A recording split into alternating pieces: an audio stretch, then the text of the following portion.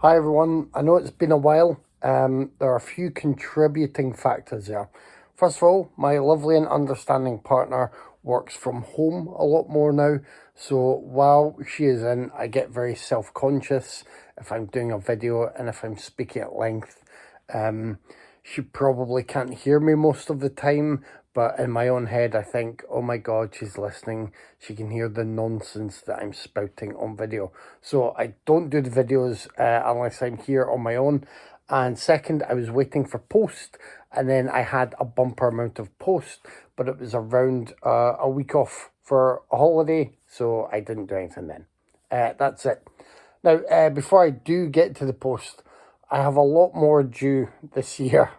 I'm glad that my partner never watches these videos. There's a lot coming. I got a bit excited with some upcoming releases I could pre-order. So, we never do a Patreon, we never ask for anything, but if you can like and subscribe to the podcast or this YouTube channel or anything that helps support us in any way, it's always appreciated. Exposure doesn't pay the bills, but it does help to connect us to other people, especially movie fans who may enjoy our conversations, our bad jokes, and us perhaps bringing attention to films that aren't necessarily often covered by other film podcasts or film shows or people that just haven't gone as far off the beaten path as we sometimes do.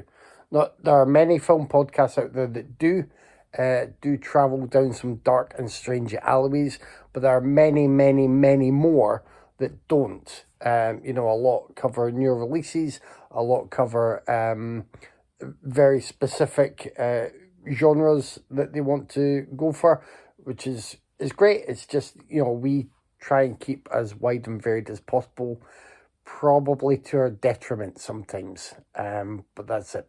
Anyway, let's get on with the post because these are good.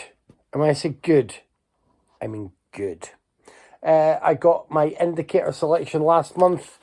These are, I think, unknown to me. Undertow. Oh, that little bit of plastic still up there. That really affects my OCD. Scott Brady, John Russell, Dorothy Hart, and Peg Dow. None of them, I think, I'm overly familiar with, but directed by William Castle. And Every Bullet in Chicago has had his name on it as a tagline at the back. So I'm happy with that. Joan Fontaine stars in this one. Ivy. There we go. Having a look at the back here. Again, it would be a new one to me. So I don't know of that one. And who knows when I'm going to get to it. Oh, there's more plastic here. This is killing me. Edward G. Robinson and Burt Lancaster in All My Sons. I'm assuming they are lead roles there, and I have no idea what that one is about. Like, I do read about the movies I order when I order them, but if they are in a bundle or if I do think they're thematically linked, then I am just more inclined to order the bundle. That's what I do. Now, is it Eureka or Masters of Cinema? This one arrived a few weeks ago, The Devil's Hand, which, that's some quite nice creepiness on the back here. It's also known as something else, and I can't remember what the other name is for it. Sorry. Someone mentioned to me that they'd seen it as under another name, La Main du Diable. So I don't know if that translates differently. There are some nice extra features on there, but mainly this one caught my eye because of the film and the imagery. 1943 French. It's from Maurice Tournier, and I'm looking forward to checking that out. I might prioritize that one. I am, as I say, every week, every month, I am trying to prioritize some of my own purchases for viewing, especially ones that are complete blind buys. But there are only so many hours in each day, and there are things that I have to keep up with. So we have a special coming up in a month or two that will be The Prisoner, the British TV show. That was Dave's pick, so I keep putting that off and putting that off. I now have to watch about 17 episodes of The Prisoner. There are, how many? 6 Omen movies now. I will be taking part in a YouTube video panel discussion about the Omen movie series. So you've got 1, 2, and 3, whichever one generally remembers. You've got Omen for the Awakening, which is the very bad TV movie which nobody should remember. You've got the Omen remake, which I think was designed to be released on the 6th of the 606, if I remember rightly. Jesus, that's 20 years old now. Is it? Or am I misremembering? And you've got the first Omen, which was a prequel from, a couple of years ago now.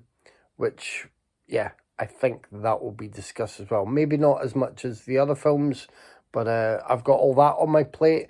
I've got stuff that I watch for my own personal pleasure, obviously. I've got the blog entries, so there's one a day. There's always a movie review on my blog. I'll make sure to post the link below. Check it out. Today's movie review was Splitsville, and there's been some good stuff on there. Right, more movies. Let's go. Dead Kids from Indicator. Now, I didn't like this one when I saw it, but, I mean, when it comes out at the same time as The Survivor, what are you going to do? I've got to get those. The Survivor was the better of the two films, and I enjoyed that when I saw it. Enough. I didn't love it, but it was good. Dead Kids, I didn't. So I think I'll end up rewatching both of these, and maybe, you know, as you often get with Indicator, there's a wealth of extras here, which are just, yeah, delightful. I mean, am I going to be able to get through all of these? I don't know. There are excerpts from interviews that were filmed for Not Quite Hollywood. There are commentary tracks. There are extra features. There's some nice writings in the booklets. So, yeah, I'll try and have some Ozploitation in my life at some point soon. And then we get to the biggies. These were the ones I was eagerly awaiting, and I've gone 4K here because one of them is Hard Boiled, and I'm pretty sure I'm going to make time for Hard Boiled this evening or tomorrow evening. I was going to make time for it last week. That didn't happen. This has got a great selection of extras, but really it's for the film. I've not watched Hard Boiled since I saw it on VHS. Yeah, and I saw it on VHS, God, way after other people started to rave about it. I'm late to the John Woo party, and I'm not fully sold into the John Woo party. So, I will be getting the upcoming crop of Arrow video releases of John Woo films in 4K, I reckon. So there's Hard Boiled, there's The Killer, it's got me next. Pretty sure Bullet in the Head, and A Better Tomorrow. I think that will be their first selections. They might package A Better Tomorrow with A Better Tomorrow too. So I'll see. And I'll see if Two Guns Blazing John Woo action can win me over. Now it's in 4K, and I'm sitting down and preparing to be immersed in his action-filled world. It'll be good. The other 4K, it's a source of many a childhood nightmare, and I'm pretty sure many people of my age were maybe allowed to stay up and watch this and were terrified. It's Salem's Lot. Yeah. Salem's Lot, I think I've mentioned it many times, remains one of the scariest books I've ever read. The book by Stephen King is brilliant and terrifying, and just a fantastic reworking of familiar vampire lore.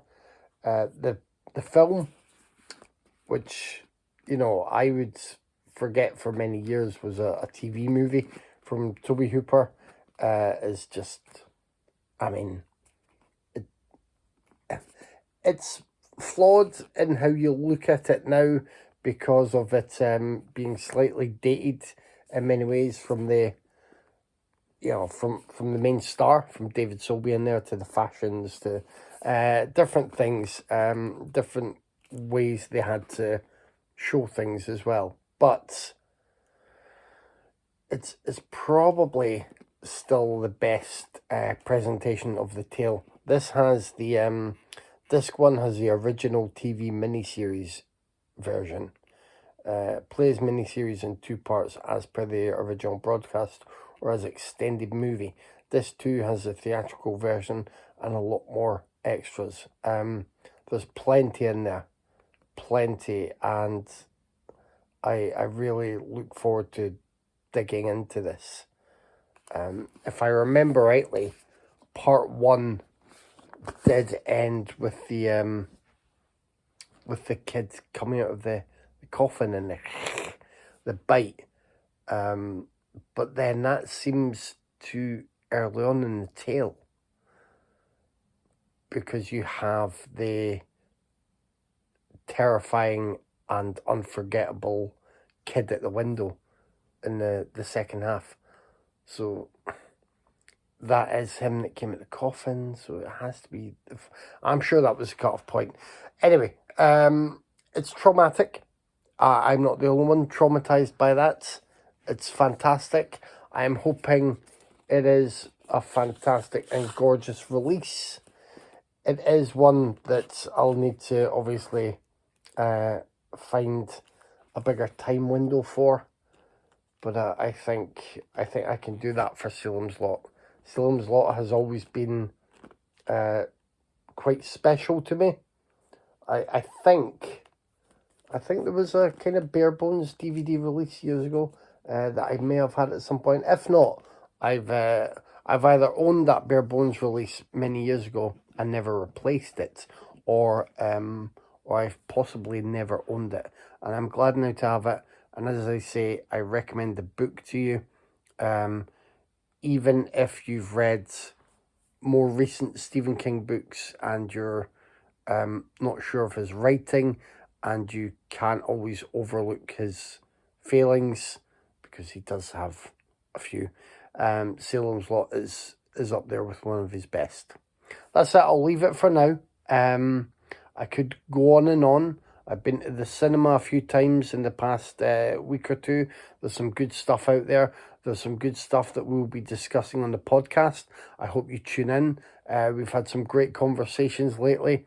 I particularly enjoyed our talk of 4 lesser discussed Hammer movies last week. So Never Take Candy from a Stranger, Lust for a Vampire, The Damned, aka These Are the Damned, and Captain Clegg, aka Night Creatures. Go back and listen to that episode if you want to, and check out some of our other stuff as well. And then this week we will be discussing Psycho Beach Party and Thoroughbreds.